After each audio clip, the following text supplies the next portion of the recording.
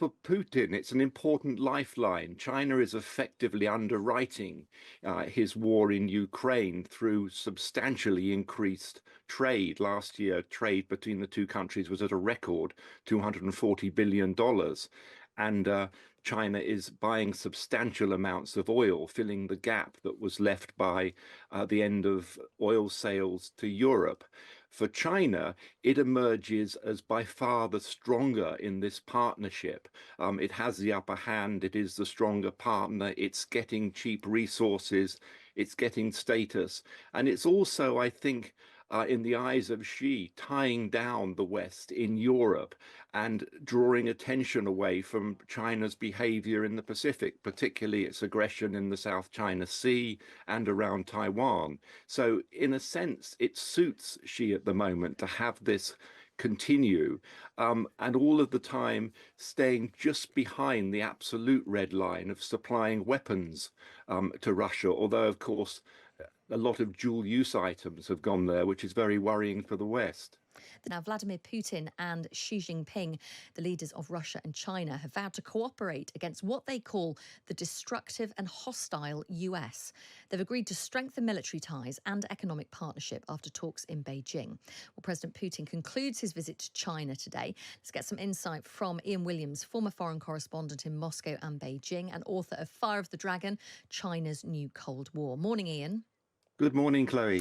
What are the implications for this agreement between Russia and China? The language, perhaps unsurprising, saying that the US is destructive and hostile, but the military and economic ties being strengthened. Should that be a concern for people in the West?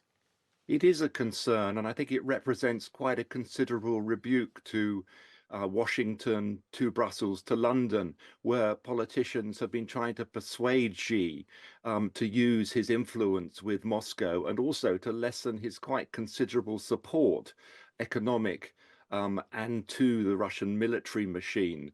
The language used today and yesterday, while being quite performative, quite slogan ridden, would be worrying, I think, because for the first time, Xi is very openly identifying himself with Russia, talking about the joint containment of the two countries. Also, when he rolled up in Beijing yesterday, Putin brought with him senior officials from the Russian defense industry. Now, that would suggest that they have a bit of a shopping list, and would also suggest that Antony Blinken's request to Beijing that they stop supplying dual-use items such as chips and machine tools, which are helping sustain Russia's defense industries, have fallen on deaf ears. So yes, I think this represents a strengthening of the alliance between the two countries. We will see more military drills and more dual-use support for Russia's war machine in Ukraine. What do they both get out of it? Because there are obviously differences of opinion on some things and some tensions and challenges, but what do they get out of this relationship? Well, I think for Putin, it's an important lifeline. China is effectively underwriting his war in Ukraine through substantially increased trade. Last year, trade between the two countries was at a record $240 billion. And China is buying substantial amounts of oil, filling the gap that was left by the end of oil sales to Europe. For China, it emerges as by far the stronger in this partnership. It has the upper hand, it is the stronger partner, it's getting cheap resources, it's getting status. And it's also, I think, in the eyes of Xi, tying down the West in Europe and drawing attention away from China's behavior in the Pacific, particularly its aggression in the South China Sea and around Taiwan. So, in a sense, it suits Xi at the moment to have this continue, and all of the time staying just behind the absolute red line of supplying weapons to Russia, although, of course, a lot of dual use items have gone there, which is very worrying for the West. The dynamic of the relationship is quite interesting as well, isn't it? Because these are two men who are used to getting their own way. They are, and two men who have effectively have jobs for life because both have changed the rules in their respective countries to enable them to stay on beyond what would have been time limits on their rule. two men that have a similar vision of the world, a similar sense of victimhood and resentment, a similar desire to restore national greatness. With Putin, it's his Ruski Mir, his idea of restoring the Russian-speaking world. With Xi, it's the China dream of restoring national greatness, starting with, of course, taking Taiwan. So they have a very similar view of the world. They're both hard men, they're both autocrats, they both accumulated considerable power and shown little tolerance of any dissent. So they've got a lot in common, and the personal chemistry, I think, between them is very close. Really interesting to speak to you. Thank you for your time this morning. Thank you, Clay. That is Ian Williams. He's a former foreign correspondent in Moscow and Beijing. He's author of Fire of the Dragon, China's New Cold War. And it is just, I mean, it's fascinating. And also, as Ian said, they're worrying when you have the two huge powers like Russia and China saying that we're going to come together militarily and economically. And when using words like to move against the destructive and hostile United States. And what do you do as the United States, as the United Kingdom, as allies? To counter it. What do you do to get in the face of that?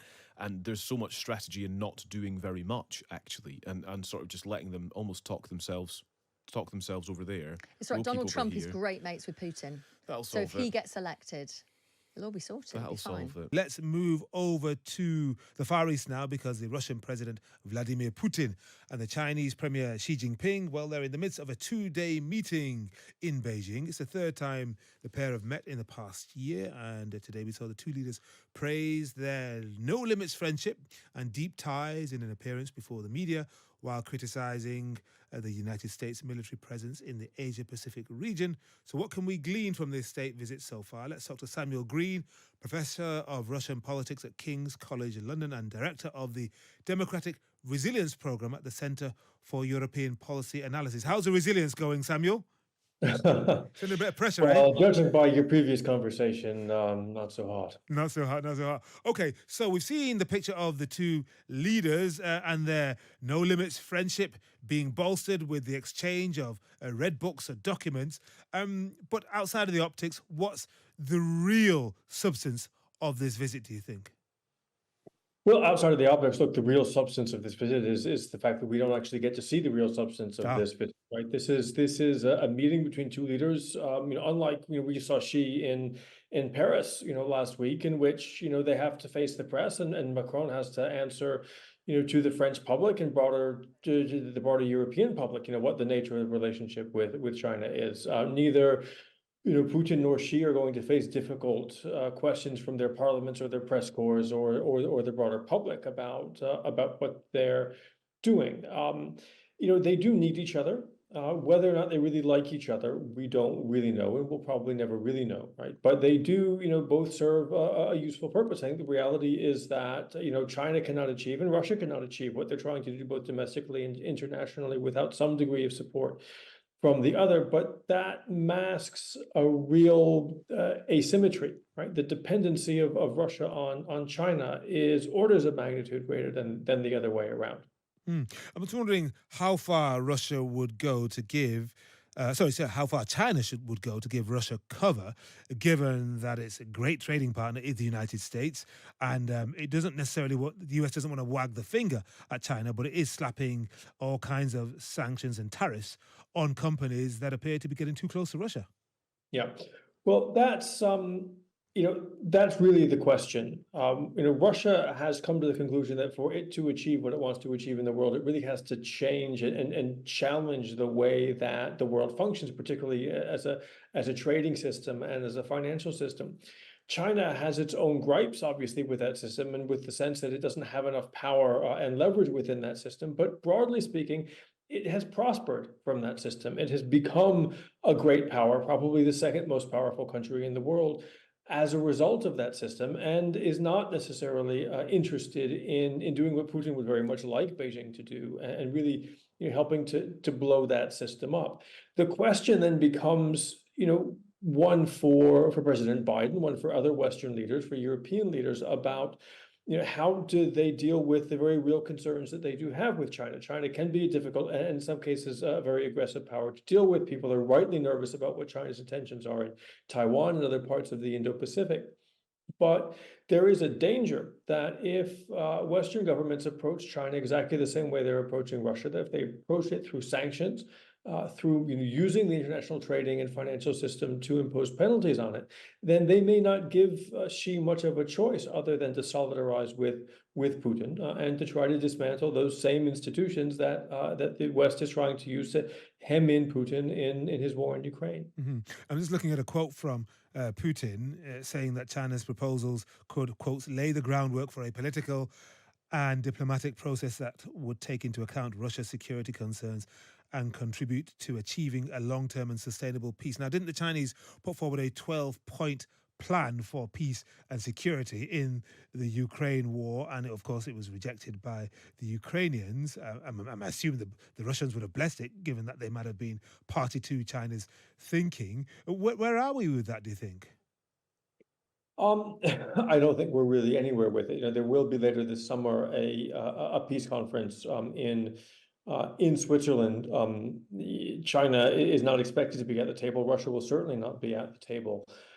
The problem with the Chinese plan, at least as it stands at the moment, is that it suggests that the way out of this war is for Ukraine to give up territory, territory to which Russia has no legal claim or no moral claim.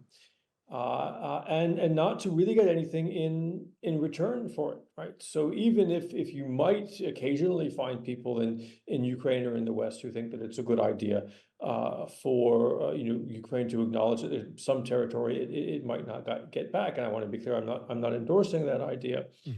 Ukraine has broader concerns about, well, how is it going to stay safe from Russian aggression in the future, and it sees no alternative other than to seek protection in a relationship with NATO, whether that's formal NATO membership or some kind of a looser arrangement. And that's exactly the kind of thing that the Chinese peace plan rules out, right? So it's a plan that would leave Ukraine both diminished and impoverished, but also vulnerable. And it's very hard to see why any Ukrainian government should be expected to sign on to that kind of plan. And Samuel, just to close, I mean, you're director of the Democratic Resilience Program at the Center for European Policy Analysis. I was joshing with you a few minutes ago saying, how's it looking at the moment? But in all seriousness, I mean, how robust would you say is democracy certainly in the European sphere and then beyond at this point? Because everyone's been saying it's the biggest year ever for the democratic mandate in countries, about 70 countries around the world. But, well, what do we say? Look, it's not an easy picture. I mean, I think the good news is that, as you mentioned, there's a lot of elections going on, and everybody seems to accept that elections are the appropriate way of deciding, how countries are governed and by whom, and that everybody needs to respect the outcome of those elections. As you can hear an American, it's not always the case. In the country that I come from, unfortunately, that people see it that way. I would hope that we might learn some lessons from Europe. But look, we've just seen the attempted assassination of the Prime Minister of Slovakia, Robert Fico. We have seen an uptick in political violence really across Europe. We've seen it in this country here in the UK, and so there are very real reasons to be concerned. There are growing constituencies who believe that our institutions and our ways of doing politics are not working for them. And if we don't address that, we will face increasing problems. Xi Jinping and the Chinese are kind of lording it over them because now, compared to 5 or 10 years ago, China has grown exponentially in terms of military and economic power. Whereas Russia has really shrunken and is now essentially fighting for its life against its neighbor Ukraine. To what extent then does this relationship between Putin and Xi pose a threat to the West? What would a no limits partnership look like? Well, I think that the idea of no limits between Putin and Xi was discredited within a matter of weeks when Putin turned around and launched an ill-fated military attack on the Ukraine that instantly bogged down. I think the limits to their partnership have become pretty clear since then. But maybe the way to think about it is as a limited partnership. And as a partnership, where the two countries have overlap in their own self-interested agendas in many respects. I think that their collaboration does, in fact, pose a very real threat to the West, to the global system, to the US, to the UK. I mean, we see both China and Russia seeking to weaken NATO and to drive wedges between across the Atlantic, the Pacific, among European partners. We see them increasing their military capabilities, their own military coordination in the form of exercises and so on. So they're trying to weaken the credibility of NATO and of the US as a security guarantor. We see them coordinating in international organizations in ways that block the US and the UK and undermine the principles of the UN Charter. And we see them conducting information and ideological operations in the West to undermine liberal democracy as a system. So there's a lot going on that is not good for us. We know that China poses a threat, particularly in terms of cybersecurity, but also dominance of trade. We are reliant on China here in the UK, as are many other Western countries on China for specific elements of trade. We know that Russia is a threat. We know that Vladimir Putin seems irrational in his opinions. Obviously, he is entitled to them, but we know what kind of character he is, and that Russia is, doesn't operate with any level of democracy. So we know that both countries are a threat. Combined, where do you put them on the scale of danger to the kind of global world order? Let's just spell this out very quickly, because I think some listeners might be thinking, well, we hear about China all the time, but ultimately they're no match for us in the West. How dangerous could both the components of China and Russia be? Well, look, I think there's an important clue in the fact that it wasn't just Vladimir Putin who came to Beijing. It was a huge delegation from Russia, from his government, with economic and financial experts, with defense and military experts. That should tell us that what we're seeing is a kind of business conference that's working on upgrading the Sino-Russian axis in both the short term and the long term. So I think that means that we should expect that the sum is greater than just the two parts, that China and Russia working together form a more formidable challenge to global governance, to the rule of law, to democratic systems, to an open global market than either of them by themselves. I mean, we shouldn't caricature them, we shouldn't exaggerate, but look at the military cooperation that they are pursuing and that is growing. For one thing, even though the Chinese aren't taking the risk of selling arms directly to Russia, Chinese companies are providing inputs that are helping Putin sustain the war against the Ukraine. Even more than that, develop a defense industrial structure that poses a threat to the Baltics, to Finland, to Poland, to NATO. So that's not just Russia alone. That combination is quite worrisome and potentially powerful. Look, Chinese exports to Russia. There's financial coordination as well, in which they're both trying to undermine the US dollar and insulate against Western sanctions. So the better that one of the two becomes in developing these evasive measures, the less ability the West will have in reining in either of them by using sanctions. And I should say that Chinese exports to Russia, to kind of illustrate your point here, Chinese exports to Russia have risen by 60% since the invasion of Ukraine. Where does the why has the anti-American sentiment emerged to this extent? I wonder what the historical context is underpinning this attitude.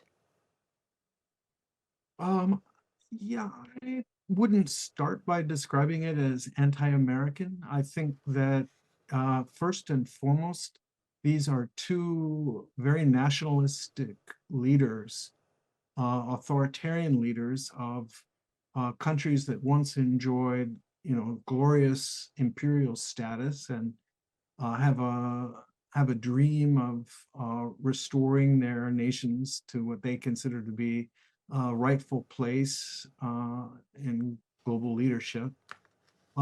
So what they're doing is very much about what they want, and the U.S. is an impediment, along with NATO, along with the EU, along with the Western uh, bloc, is an impediment to their being able to operate the way that they want.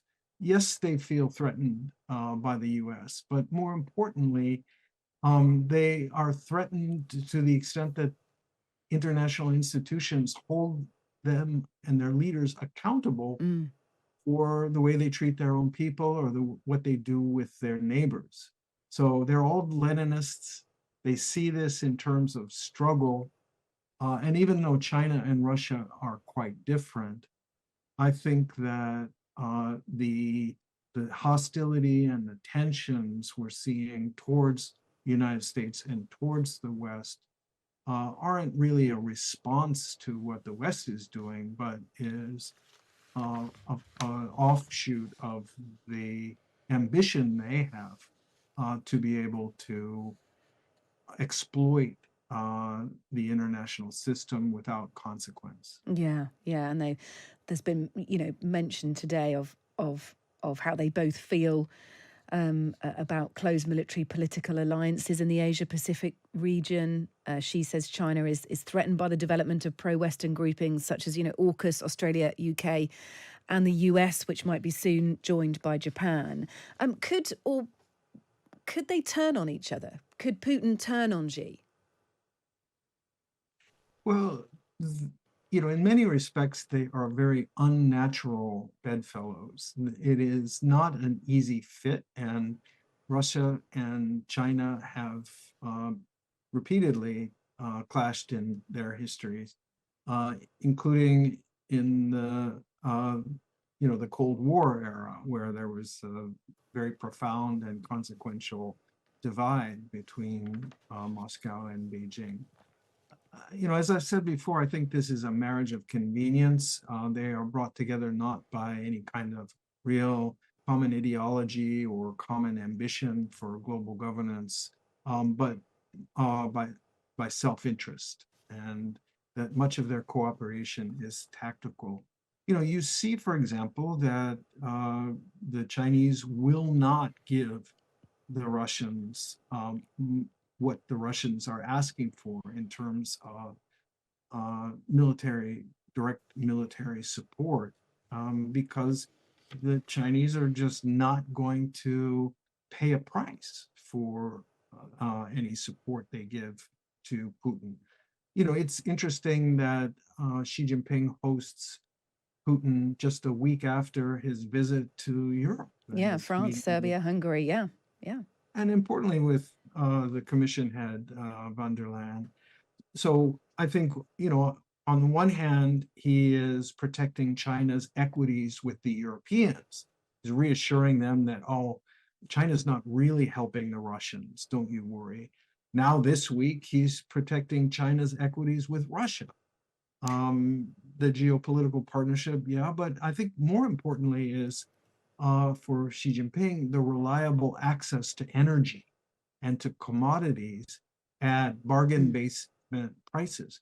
So you can be sure that Putin doesn't appreciate the fact that the Chinese are really gouging Russia by getting gas and oil at below market rates. Yeah, yeah. You can also be sure that Putin doesn't appreciate the ways that Xi Jinping and the Chinese are kind of lording it over them, because now, compared to 5 or 10 years ago, China has grown exponentially in terms of military and economic power, whereas Russia has really shrunken and is now essentially fighting for its life against its neighbor Ukraine. Look, it's been fascinating to speak to you. Thank you so much, Danny Russell, Vice President for the International Security and Diplomacy at the Asia Society Policy Institute, former Assistant Secretary of State for East Asian and Pacific Affairs. Good to speak to you. Thank you. At the moment, Russia really feels it's fighting for its life. It feels that if it loses in Ukraine, that could lead to some sort of internal collapse. I mean, that's the doom mongers, view of Russia, which is felt, as I understand it, I'm not a Russian expert, is felt by quite a lot of people in Russia. So at the moment they're saying, well, anything that China can do to help us, we'll take. Thank you very much. So President Xi and President Putin have met today, and they've talked about how they're determined to build a new world order. What do you think that world looks like? I think we have a very good idea now after, all the meetings that they've had. I mean, these two men are very well acquainted now. They've actually met 40 times since 2010. I mean, that's quite extraordinary for world leaders, dating back to when President Xi was vice president. And they do have this very shared view of what they call a multipolar world order. They are challenging what they call the unipolar hegemony of the United States. And they appeal to an audience that just thinks it's unfair that America has so much power around the world and is able to influence so many other countries by its policies, and in particular challenge countries like Russia and China that are, as people say, systemic rivals. Now, the more cynical way of looking at this, and sometimes they kind of make this clear in the way they speak, is that for them a multipolar world order isn't one where all countries are equal, where Luxembourg has as much weight in the UN Security Council as America and China. What they want is a world of regional power blocks, really. They want to be able to sort affairs out in their backyards in the way, as they see it, that America is allowed to do in, say, Latin America. And they want to stop America intervening, in China's case, in the Pacific, in Taiwan, and with all those Western allies like Japan and South Korea and the Philippines that might prevent an obstacle to China's own visions for that particular area. And in the same way, most obviously, Russia wants to be allowed to do what it wants to do in Eastern Europe on its periphery, as in Ukraine. So their view of the world is a more equal world. That's what they want. They say they want a more equal world where America is less dominant. What the West fears is what they want is a world where big powers are allowed to bully their neighbours. Well, you mentioned the South China Sea, and we'll talk about that in a moment. But let's talk about Ukraine first, though, because President Putin says he's grateful for Xi's efforts helping to resolve the Ukraine crisis. So what have China been doing? Well, China have been doing two things. I mean, what the West says it's been doing is supporting the Russian war effort. Now, I think that's more nuanced, it has to be said, than some Western critics have been, prepared to acknowledge very much. I mean, China is not selling weapons to Russia. It's not even sending back Russian weaponry that it has acquired from Russia over the years. Now, China makes most of its own weapons now, but it used to be an importer of arms from the former Soviet Union. So it's not helping the war effort directly like that, in the same way that North Korea, for example, another country in the Russian and Chinese sphere of influence, is actually sending ammunition to Russia. China's not doing that, but it is allowing its companies to sell equipment to the Russian arms industry. So it's sending machine tools, it's sending high-end electronics, specialist things like optical devices that Russia is using to rebuild all those tanks that it's losing in Ukraine. So America and the West wants China to stop doing that. China says it won't. And China says that it's as interested in peace as anyone else. Its version is that it is in support. Its official position is to be neutral in this conflict, it says, and it says it is keen on a peace process. It has put forward, or Xi has put forward, his own peace plan for Ukraine. Unfortunately, it's so vaguely worded as a template that that anyone can really interpret that particular peace plan as they want, and it doesn't, sort out the core issue of what is going to make Russia withdraw from the parts of Ukraine that it's occupied. Can you see that Chinese so-called neutrality changing? Can you see them going from giving the parts for the weapons and the technology for the weapons to the military to actually supplying arms? So that's a good question, a very good question, sort of a $1 billion question. We don't know what the world would look. We have many sort of catastrophic predictions of what the world would look like if Russia won the war in Ukraine in any meaningful sense. If it managed to, say, recapture Kharkiv, which it appears to be trying to do at the moment, or even move further west, or if Ukraine is forced into some sort of ignominious deal with Russia on Russian terms. We have many catastrophic predictions of what that might mean for the world's security. We don't really know, many theories, we don't really know what the world would look like if Russia starts to lose. Now, I mean, the assumption has always been that China is not so vested in Russia as an ally that it would intervene then by, for example, sending direct weapon supplies to Russia. So the assumption has been that wouldn't happen, and it has to be said. Russia has one of the biggest arms industries in the world. I mean, it doesn't really need a lot of weaponry from China. It does need ammunition, but it's ramping up its own supplies. It's got supplies sent from North Korea, and they all have the advantage that they are coming from the old Soviet model, so the ammunition fits the weapons basically, whereas Chinese ammunition wouldn't necessarily fit Russian weapons in terms of those heavy weapons, artillery and tanks and so on. So that's not looking likely at the moment. What you might see is a more high-end assistance, intelligence, which might be happening already, and yes, obviously. The danger is that some of the really high-end stuff like hypersonic missiles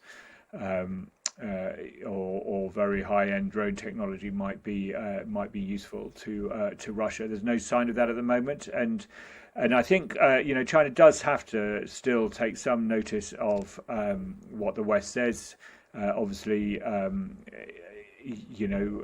West is the biggest market traditionally, if you take America and Europe together, for Chinese exports, which fuel its economy. So, they are very worried about that. They're already worried about the effect of American and European sanctions on those companies and those industries that are already supplying Russia with gear.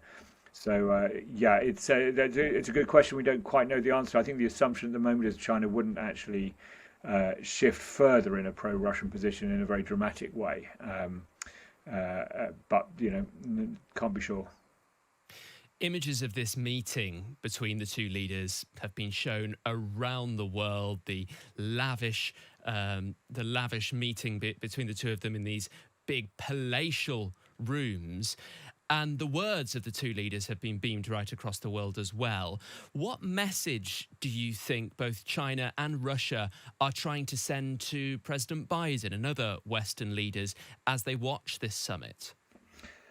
Yeah, that's a very good question. I mean, I've actually asked Chinese officials occasionally, slightly teasingly, about the visual aesthetics of these big Chinese buildings, the Chinese meeting rooms, and how that looks to the outside world. And it's kind of, they don't really understand what I'm saying. So a lot of the time, you can read too much into these things. I mean, this is just how the Chinese do things nowadays. They've done it since 1949.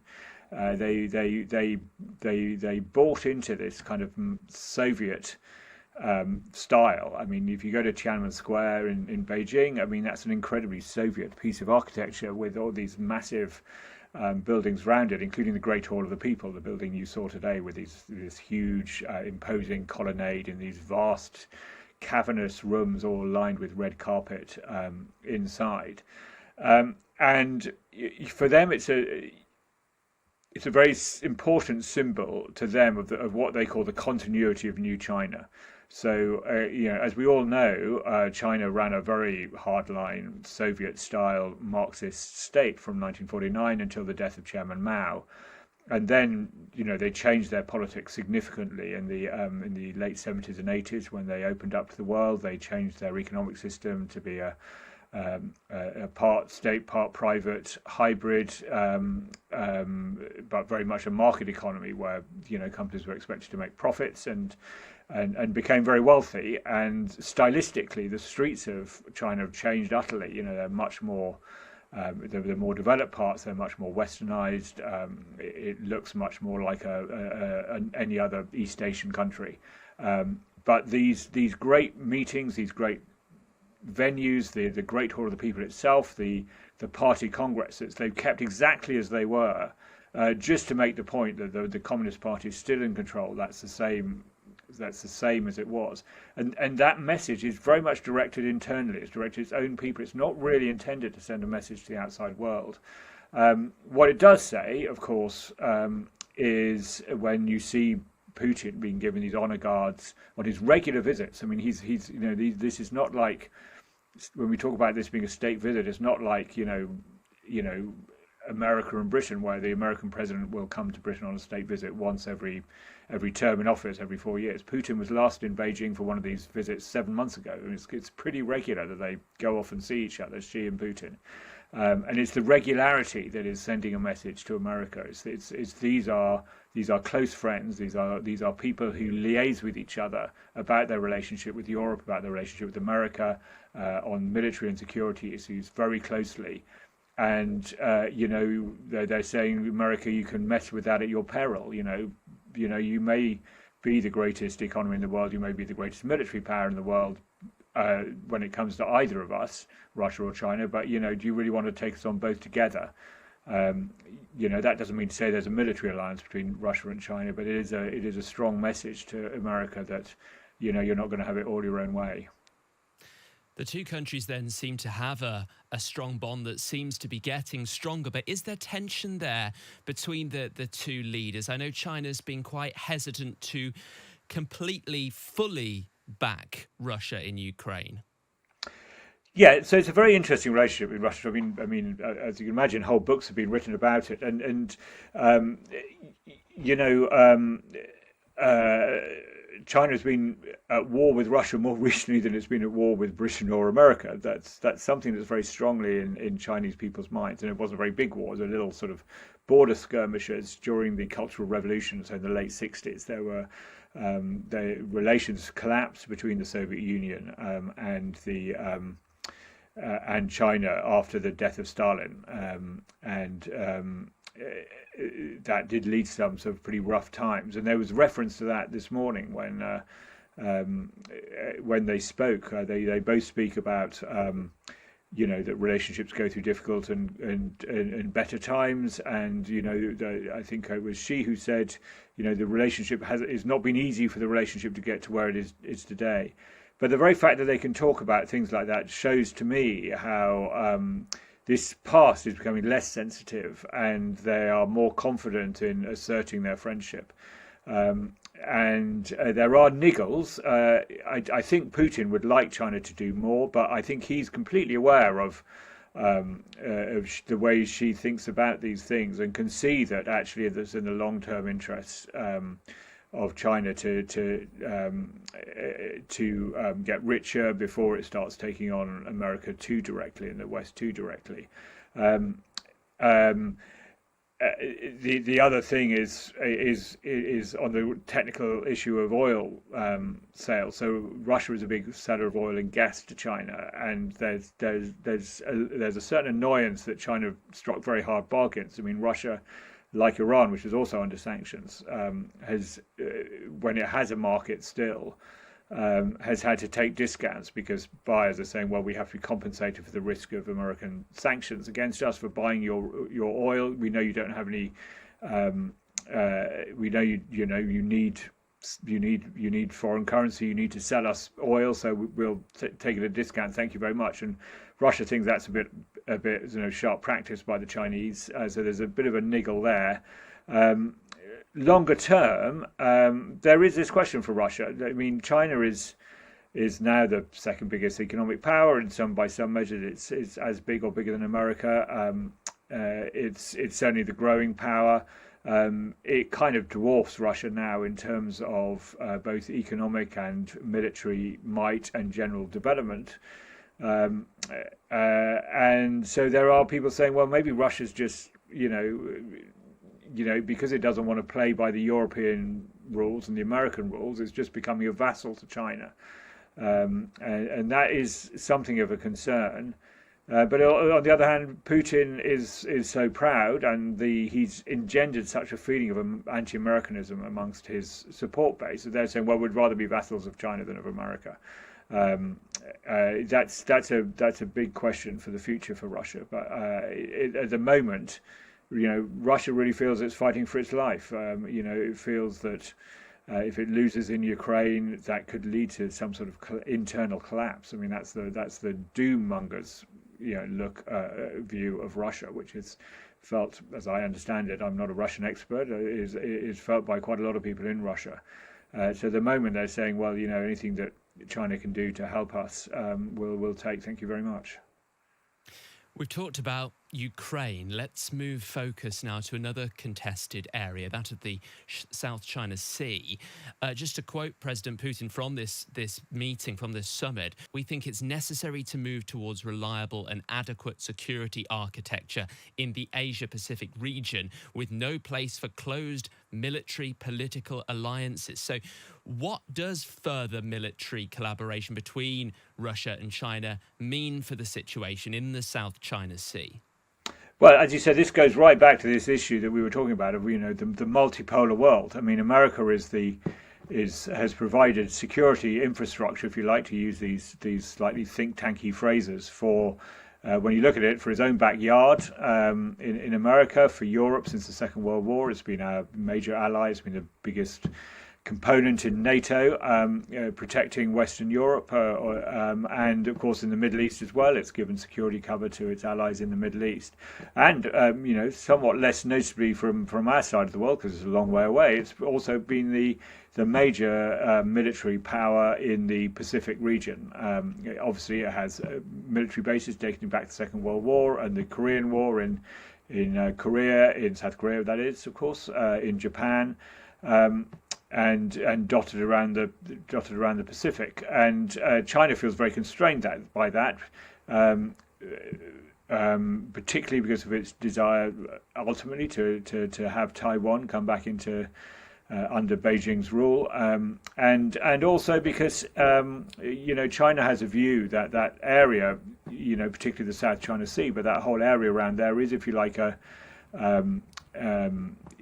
Chinese sea. It belongs to China. They've claimed sovereignty over most of the South China Sea, which is not really recognized by anybody else. And of course, all those other countries that border on the South China Sea, all those island countries like Indonesia, like the Philippines, like Vietnam, not an island nation, but bordering on the South China Sea, they all claim their rights over their parts of the South China Sea too. What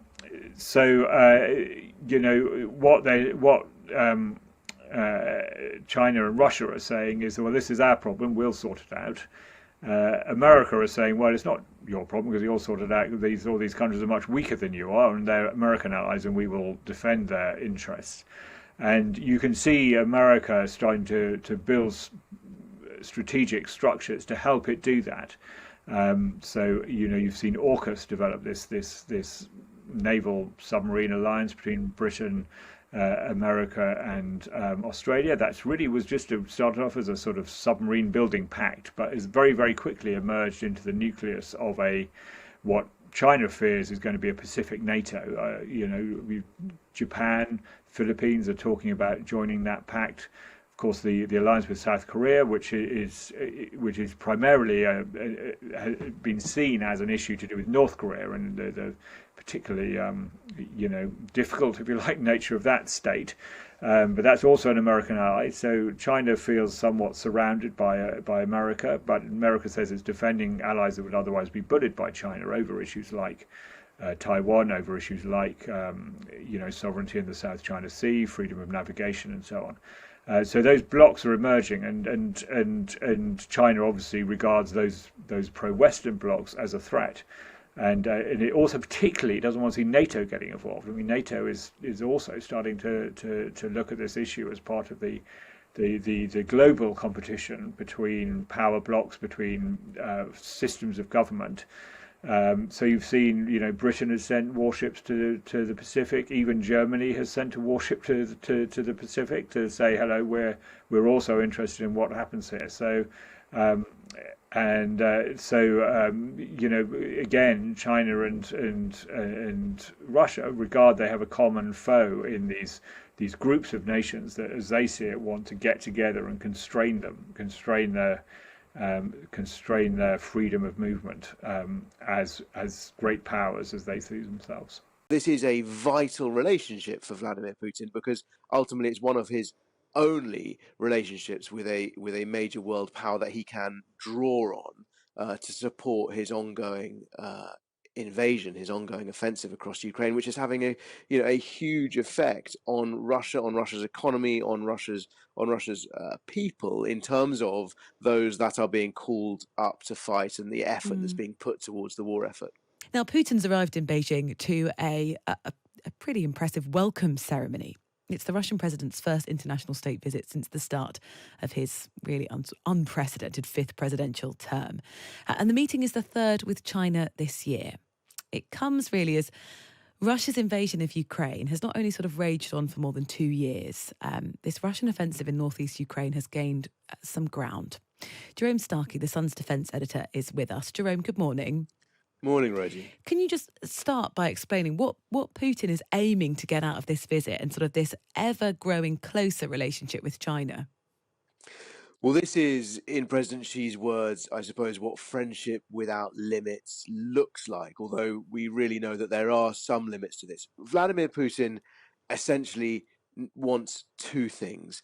He wants the kudos that comes from a grand state visit and meeting one of the world's most powerful leaders. But crucially, he needs the ammunition and the military support that China has provided discreetly, but nonetheless crucially, throughout the last 2+ years of this war in Ukraine. So this is a vital relationship for Vladimir Putin because ultimately it's one of his only relationships with a major world power that he can draw on to support his ongoing invasion, his ongoing offensive across Ukraine, which is having a huge effect on Russia, on Russia's economy, on Russia's people, in terms of those that are being called up to fight and the effort that's being put towards the war effort. Yeah, I mean, it's, Western sanctions are really trying to kind of cripple Putin, cripple his sort of war machine. Does China provide a bit of a lifeline to Putin? Absolutely. That's exactly what it is, a lifeline. I mean, there's a debate as to how effective the Western sanctions have been, that they are far-reaching, they're complicated, they are, myriad. And yet Russia's economy has actually grown over the course of the last 2+ years. And that's partly because Russia has sort of warped its economy, has invested so much of the state spending into defense, into ramping up military production, that, jobs, economy, productivity has increased in some key areas, and that's because Russia desperately needs more kit to keep its forces in the fight. I mean, it's worth reflecting on the huge losses that Russia has not just suffered, but I'd say even more importantly that Russia has absorbed. Because it's one thing, perhaps, for Ukraine and Ukraine's allies to gloat, or at least report triumphantly, the hundreds of thousands of Russian soldiers that have been killed or injured, and the thousands of tanks that have been destroyed. And yet, as you rightly pointed out in your introduction, that hasn't stopped Russia advancing. They are on the move, they're on the march at the moment. And if we know anything from history, it's that Russia can absorb spectacular, eye-watering levels of human casualties. They can endure and indeed commit huge amounts of effort to repairing and replacing both people and equipment. And that's partly where China comes in, of course, is providing that lifeline of that equipment. And just finally, Jerome, where does that leave Ukraine's current front line? We heard yesterday Zelensky cancelling foreign trips, clearly needing to be ever present to try and stave off what you've just described, those gains from Russia. There's no doubt that the offensive in Kharkiv, Russia has gained more ground more quickly in northeastern Kharkiv than it has elsewhere, particularly on the eastern front, in many, many months. It was almost the fastest gains that Russia has had perhaps since the very first days of the invasion. So from that point of view, it's been spectacular, it's been sudden, and clearly a threat and a concern to Ukraine, hence why Zelensky's staying. At the same time, this is likely the opening salvos of a large summer counteroffensive. I don't think at the moment that Kharkiv city is under threat. It appears that what Russia is trying to do is to stretch Ukraine's already overstretched defenders, forcing Kyiv to commit reserves, which are scarce, to try and stop this assault. That's probably so that Russia can actually continue with its main effort, which is further east in the Donbass around Avdiivka, which they recently captured earlier this year, to try and, once they've stretched Ukraine's defenders more thinly, to try and exploit a gap further east and advance there, which is where they've really struggled to make this sort of significant progress quickly. Jerome, thank you so much. Jerome Starkey, The Sun's defence editor, taking us through the sort of dynamics at play as Putin gets this grand welcome in China.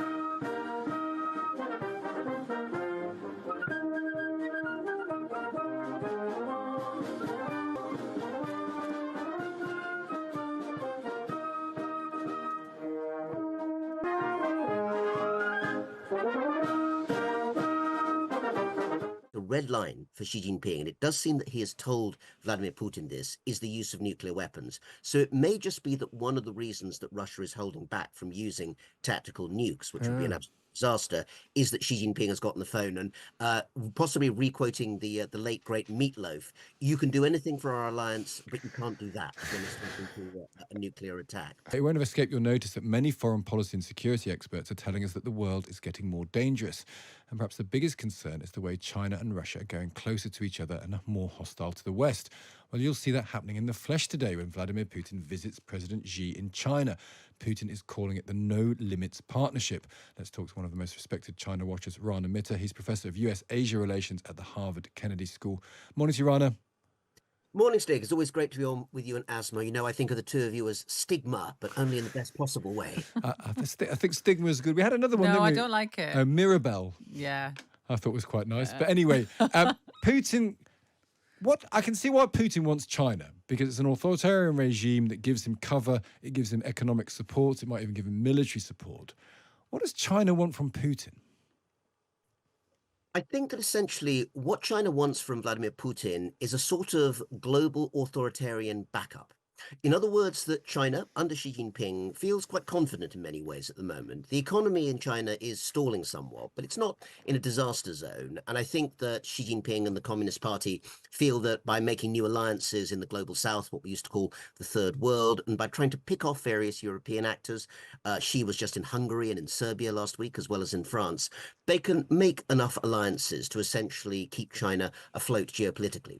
But having a very large, powerful country like Russia, which of course can supply fossil fuels at cheap prices, and perhaps more than that, can supply votes in the United Nations, in the Security Council, and essentially provide a backup for the story that it's Washington, not Beijing or Moscow, that's really at the heart of global disorder. That's really what Moscow gives Xi Jinping in that sense. Is it fair to start talking about a Chinese empire now? We had a little piece a couple of weeks ago about China trying to take over the Solomon Islands. We know what they do in Africa. As you say, they're still starting to pick off countries in Europe. It's kind of an economic empire. It's kind of an insidious empire. It's not a overtly colonialist. But is that what we're talking about here? The Chinese intention to have a form of an economic empire around the world? I think there's another term that probably does better service in this, Stig, and that's smart power. In other words, I don't think that China is trying to actually create an empire in the sense of being in direct control of many of these elements, even the economic ones. What it wants to do is to create enough ways in which countries and regions are dependent on China to essentially be able to influence their path. So I would say that if you wanted to focus in on one area and one only, which is really going to change the 2020s and the 2030s, look at technology. In other words, when those emerging markets I mentioned in the global south, in sub-Saharan Africa, you mentioned Africa just now, Southeast Asia, Latin America, are looking to upgrade 5G and indeed go to 6G, the next generation in terms of telecoms communications, where are they going to go? Well, in many cases, the answer is Huawei, ZTE, the big Chinese companies. Now, there's nobody forcing them to take these Chinese subsidized cyber provisions. And if the West actually had more competitive companies, there is Nokia, there is Ericsson, but they're smaller than Huawei, then they might go with those. But as it is, China is able to say, look, we've got the cheap technology of the future that you're going to have to boost your economy. And of course, once that's installed, as we know from the UK, it's very hard to get it out again. And that creates a sort of path dependency. So that's the sort of smart power that I'm talking about. And it's why, of course, we have this very ambivalent relationship with China. With Russia, we can't fight Russia because of the nuclear deterrent. With China, we can't threaten China because while we want to consider them a threat in lots of ways politically and probably a reflection of reality, they are this economic superpower, aren't they? And so that relationship they'll have with the global south or Latin America is not one they'll have with us, but it gives them economic weight, and it means they are a industrial economic player that the West collectively has to engage with in a friendly fashion at some level. Well, two quick things, Steve. First, on the nuclear issue, it's worth noting that although, as we know, China and Russia have become closer and closer, and China is, in fact, almost certainly supplying certain sorts of what are called dual-use technologies, civil and military, which Russia can make use of. They're not supplying weapons directly, to be fair. One thing that it does appear as a red line for Xi Jinping, and it does seem that he has told Vladimir Putin this, is the use of nuclear weapons. So it may just be that one of the reasons that Russia is holding back from using tactical nukes, which would be an absolute disaster, is that Xi Jinping has gotten the phone and possibly re-quoting the late great Meatloaf, you can do anything for our alliance, but you can't do that when it's talking to a nuclear attack.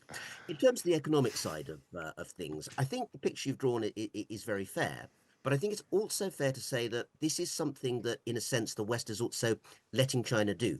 If you look at the Asia-Pacific region, if you look at the emerging economies like Indonesia, Malaysia, Vietnam, When you ask them what they want, they say they want a big international trade deal, which brings in the United States in particular, and the market opening there. The problem is that both Democrats and Republicans, it's not just about Donald Trump, are very reluctant to sign new trade deals on the US side because they won't get through the US Congress, because the fear is that it will take American jobs away. Now, that's a perfectly fair domestic fear. The problem is that the knock-on effect is that when China comes calling in East Asia and says, look, you can have access to the Chinese market, of course, those countries which desperately need to boost their own economies and bring their own people, hundreds of millions, out of poverty in Southeast Asia, they'll say, well, okay, if China's the only game in town, we're going to go for that. So you're right that we're in that position, but we've also placed ourselves in that position. And the Western liberal world, Japan, other countries too, need to think about how to open markets while also creating a robust competition for China in those areas. Just finally, Ryan, is it for people who made this point to us via text before? Is it possible to have a robust competition with China? Because the argument goes China can always produce things cheaper because it's less burdened by liberal conscience. So it can mistreat its workers, it can have much lower overheads. The state is obviously in everything, so it can support and subsidize. Does that make actually any competition economically with China a game where the dice is loaded? Well, first of all, we actually do business with lots of countries, the UAE, Vietnam, and others which frankly have pretty low labor standards. I think the issue is more to do with the fact that there are an awful lot of subsidies for industry in China. In fact, the US administration, the Biden administration, has just put in a whole bunch of tariffs against that within the last 2 or 3 days. I think overall, the major message needs to be about getting the World Trade Organization going again, signing trade deals like expanding the CPTPP, which the UK is part of, but the US is not, which have higher labor standards, and insisting that China has to be brought in only on terms that raise those standards. There are negotiating tools available, but they're dependent on a strong United States being willing to do it and other liberal partners willing to get on board. And that these days geopolitically is a tough call, but that issue is on the West. That's not for China to do. No, but China makes it hard for the West to get in bed with China, and that, as you say, is a political problem both here and in Washington. Rana, I always learn something from talking to you. Thank you so much for joining us. Thank you very much indeed, Steve. Great to talk to you. That's Rana Mitter, there, Professor of US Asia Relations at the Harvard Kennedy School.